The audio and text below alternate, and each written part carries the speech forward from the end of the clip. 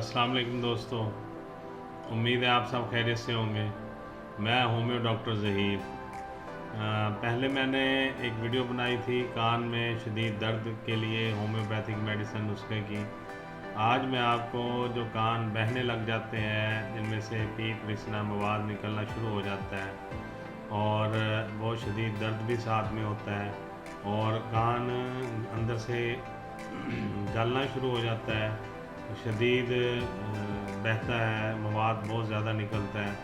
उसके लिए मैं आपको होम्योपैथिक मेडिसन और इसकी अलामात और असबाब बताऊंगा।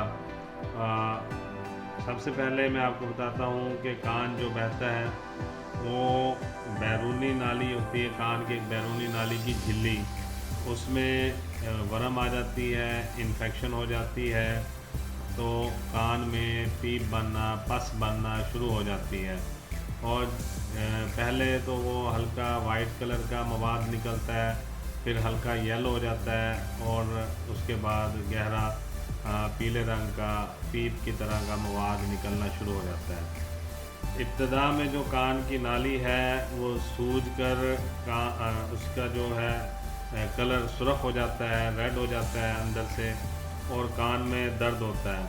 फिर इतना दर्द महसूस होता है कान में कि उसके मरीज़ की शिद्दत तकलीफ़ की बहुत ज़्यादा बढ़ जाती है और उसके बस से बाहर हो जाता है। और फिर इसी बिना पर उसको जो है टेम्परेचर और बुखार भी मरीज़ को हो जाता है कान के दर्द की वजह से। और जो है तकलीफ़ की इतनी शदीद होती है कि उसको नींद भी नहीं आती और वो बड़ी तकलीफ़ में टाइम गुजारता है। अगर उसका बर वक्त इलाज ना किया जाए तो 2 या 3 दिन के बाद कान में से गाढ़ा मवाद निकलना शुरू हो जाता है। और शुरू में तो वो पहले ज़र्द रंग का यानी पीले रंग का, येलो कलर का होता है और फिर आहिस्ता आहिस्ता वो पीप में बदल जाता है और 2 या 3 दिन के बाद कान में से पीप निकलना शुरू हो जाती है। बहुत सारे असबाब होते हैं इसके। बच्चों में जो कान में दर्द होता है वो दांत निकलने के सबब एक ऐसा हो जाता है, कान में दर्द या पस पड़ना।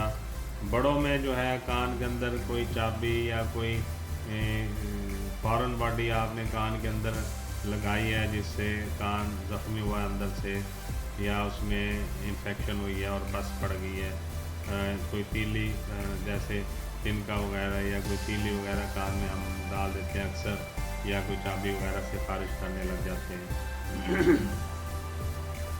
तो ऐसा करने से अक्सर जो है कान में ये प्रॉब्लम आ सकता है, तो इन चीज़ों से गुरेज करना चाहिए। और कुछ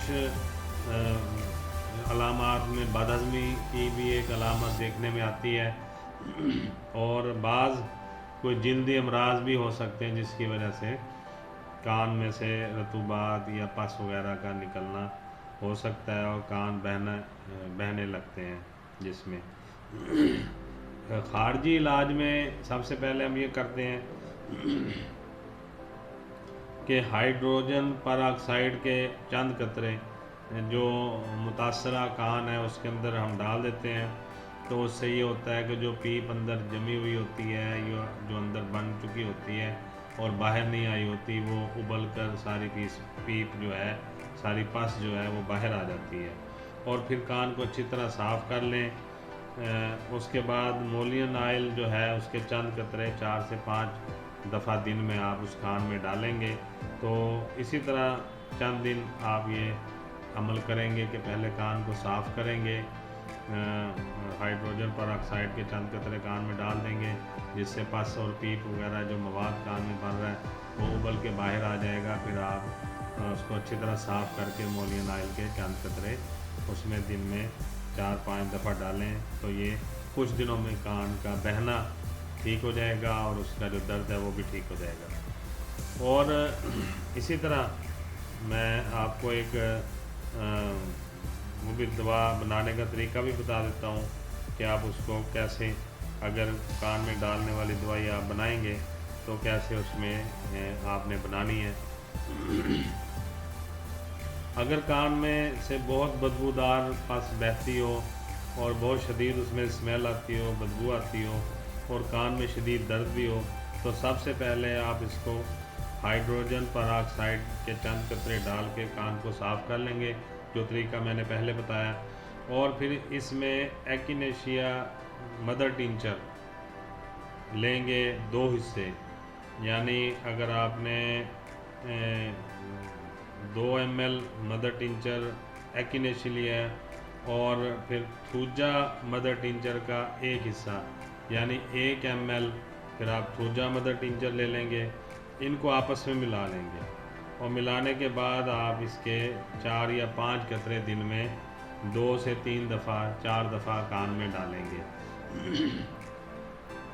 तो इंशाअल्लाह ताला एक्टिनेशिया और थूजा मदर टिंचर 2 हिस्से एक्टिनेशिया के और 1 हिस्सा थूजा का आपस में मिला के कान को पहले आपने अच्छी तरह हाइड्रोजन परऑक्साइड के चंद कतरे डाल के साफ़ करना है। पीप बाहर सारी आ जाएगी, कान अंदर से क्लियर हो जाएगा, आपको नज़र आएगा कि साफ़ है।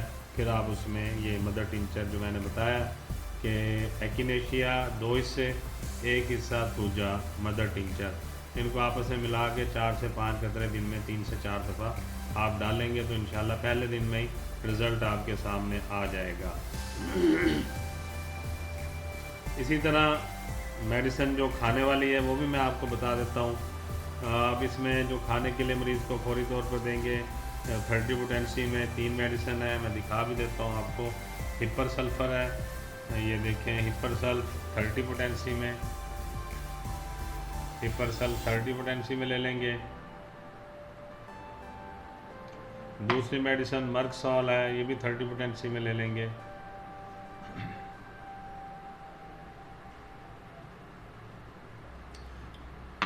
तीसरी मेडिसिन इसमें आर्सेनिक एल्बम है 30 पोटेंसी में, ये भी आप ले लेंगे। आर्सेनिकम एल्बम 30 पोटेंसी में, ये भी आप ले लेंगे।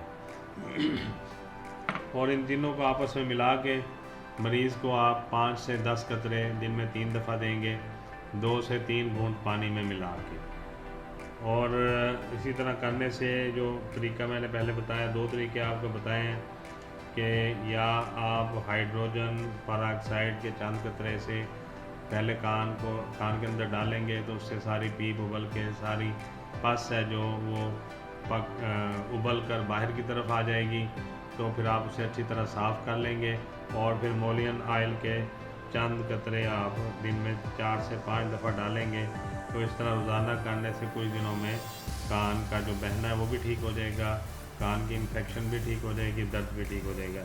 या फिर आप दूसरा तरीका मदर टिंचर के इस्तेमाल का है, उसमें आप पहले ही जो है कान को हाइड्रोजन परऑक्साइड के चंद कतरे डालेंगे, उससे कान के अंदर जो पस है वो उबल कर बाहर आएगी। फिर कान को अच्छी तरह साफ़ कर लेंगे और फिर उसके बाद एक्टिनेशिया मदर टिंचर लेंगे 2 हिस्से, 1 हिस्सा लेंगे थूजा मदर टिंचर का, इनको आपस में मिला के आप कान में 4 से 5 कतरे डालेंगे, दिन में 3 से 4 दफ़ा आप ये डालें तो इंशाल्लाह इससे कान का दर्द भी ठीक हो जाएगा, कान बहना भी बंद हो जाएगा।